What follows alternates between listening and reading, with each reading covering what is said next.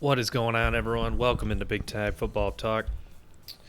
So I wanted to get into this. I wanted to talk about some of the most underrated draft prospects for this draft. Starting with the first guy, Javen Hawkins from Louisville. Hawkins was a guy that I didn't really watch a lot of tape on. Then when you go back and really watch him play, he really stands out and in a good way. Just his speed and his explosiveness. It just not a very big guy, like 5'9", 180 some pounds. But, a very productive season in 2020 and in 2019. I think in 2019 he was over 1,500 yards. And was really just a key weapon that teams really had to key in on, especially when they played Notre Dame this year. Notre Dame was really worried about where Javan Hawkins was at all times. And, he's a intriguing prospect because Chris Sims brought him up on his show, and not a lot of people have him in his top 5 to top 10 running backs, which is just crazy with this guy's athletic ability and ability to make plays in the passing game. But there's some plays where he there's kind of nothing there and makes a big play out of a cutback and getting around to the outside. That's something that he's not going to be able to do in the NFL because of the speed, but I still think he's a guy that will get on a team, and with that type of speed and explosiveness and awareness for running, for finding the hole, I think he'll be could have a good NFL career, and one team will get happy to have him on their roster, and it'll be really interesting to see where he goes in the draft. So Javen Hawkins, running back from Louisville, one of my more underrated prospects. Number 2, Nico Collins from Michigan. Nico Collins opted out of the 2020 season, but if you go back 2018, 2019, the guy just made so many contested catches for Michigan. A big physical receiver that dropped some weight at his at the Senior Bowl, and now is looking even more quick twitch, and it looked like he can expand his route tree a little bit and can run some other routes other than some goes, and make some plays in the pass game other than the go route in this jump balls. So Nico Collins now with his that he's in better shape, could expand his route tree horizon. Along with his 4.4 3 speed and his ability to go up and get the ball. I think that combination is will make some team happy in the draft.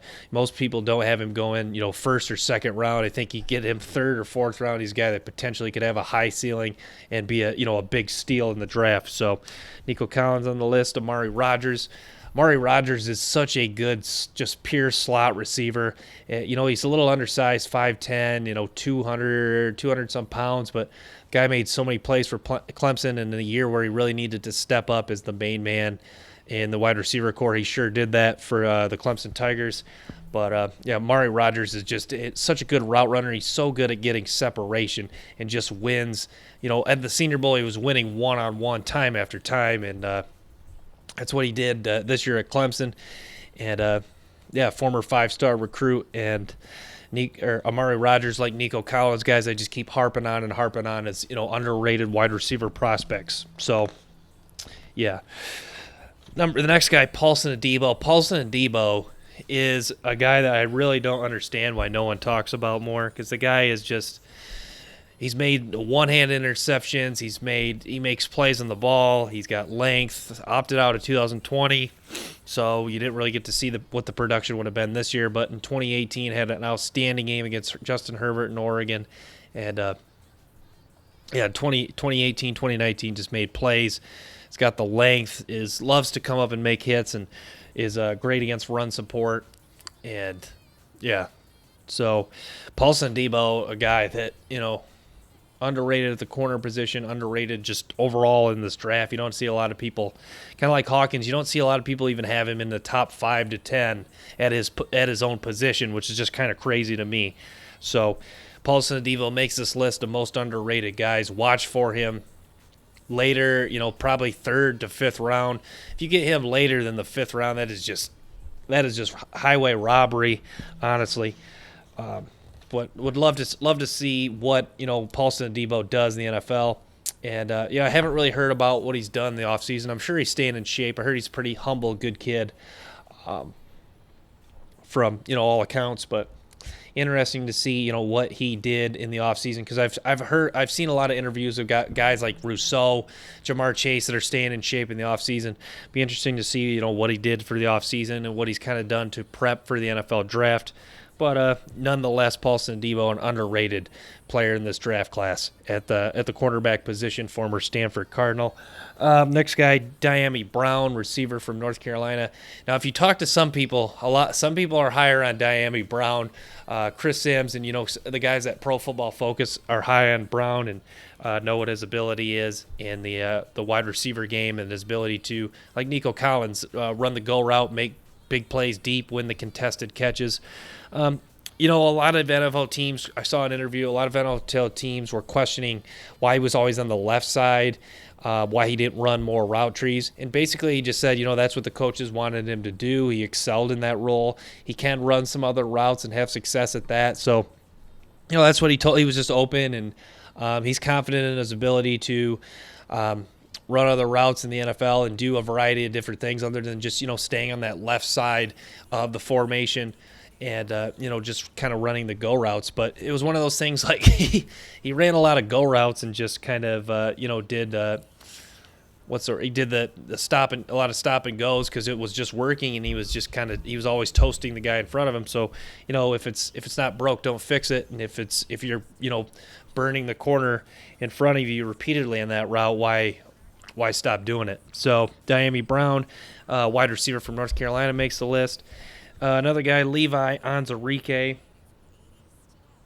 Onwuzurike is a guy I love at D-tackle. He's my number one D-tackle in this draft class, but a lot of people, only have him as somewhere in the 40 to 50 to 60 range in their top big board overall, and I think this D-tackle class is kind of being undervalued a little bit. Onwuzurike, another guy that opted out in 2020, but is just such a disruptive force and always driving his guy back. And, I think he's only 280, 290, but he plays bigger than that, and he is just his upper body is just so darn strong. He's a pretty, thick-built kid, not one of these D-tackles that's just, super fat. He's, got some muscle tone to him and good size and strength. Okay weight, but, for pound is, one of the better prospects. Next guy I have is Jamar Davis, linebacker from Kentucky. Jamar Davis, like someone touched on, there's a lot of times he doesn't always make the tackle when you think he should, but his athleticism and his pass coverage was just outstanding. I watched so many times he was just outstanding in coverage, and at running a 4.37, he has the ability to run sideline to sideline, which I've harped on is what the NFL is becoming. And if you look at some of the best teams in the NFL, they all have at least a couple fast and really good linebackers. The Super Bowl champs, Buccaneers being case in point. The Pittsburgh Steelers have a couple of good linebackers. The Bills, Tremaine Edmonds is a super fast, athletic guy. The Bears, Roquan Smith, Khalil Mack. So point being, Jamar Davis would be an outstanding addition to your team at the linebacker position. Mel Kiper, Todd McShay have talked about him going first round. I see some people that don't have him in their top 5 linebacker rankings, and then some people have him as high as number 2, number 3. Brett Coleman has him right in the top 5. So yeah, really like what Jamar Davis can bring as far as pass coverage.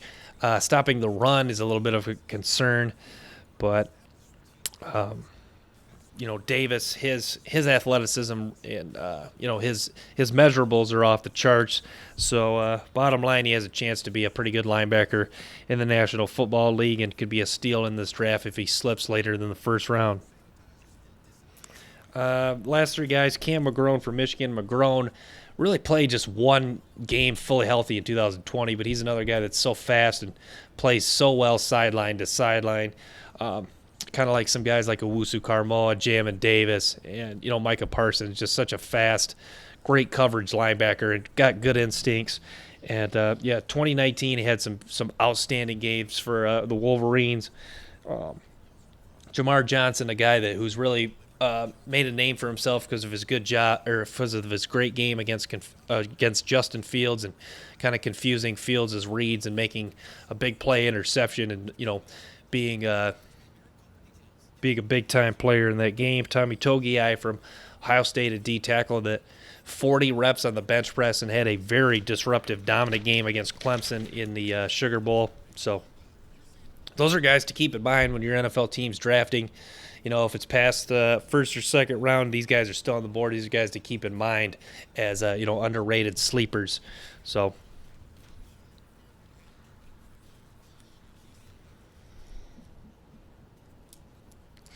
next I want to talk about some of the burning draft questions.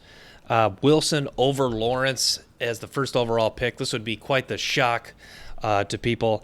I don't think it would happen, but boy, would that be something if you're Goodell not announce Zach Wilson over Trevor Lawrence at that first spot. That would just be absolutely stunning. And Trevor Lawrence has been penciled in as the number one pick for a long time.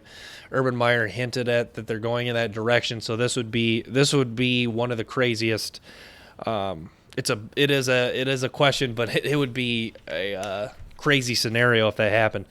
Number 2, who do the 49ers take? Now the favorite is Justin Fields. I've been saying this all along. They're going to take Justin Fields. You don't trade up for a guy that is not what the modern NFL is becoming.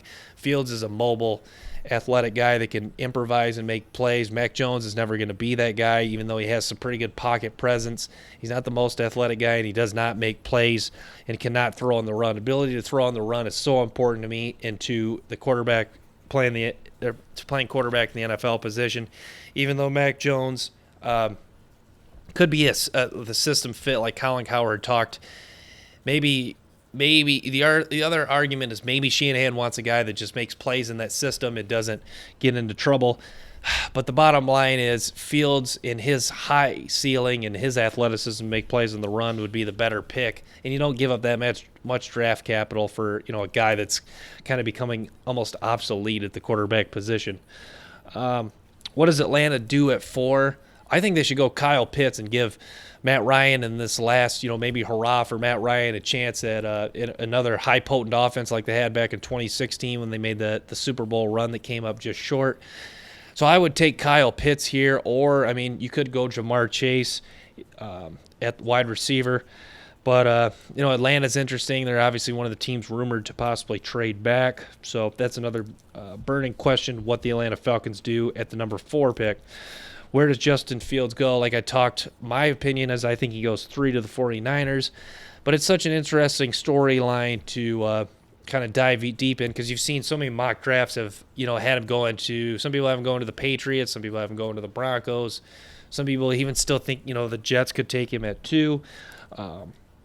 So very interesting there.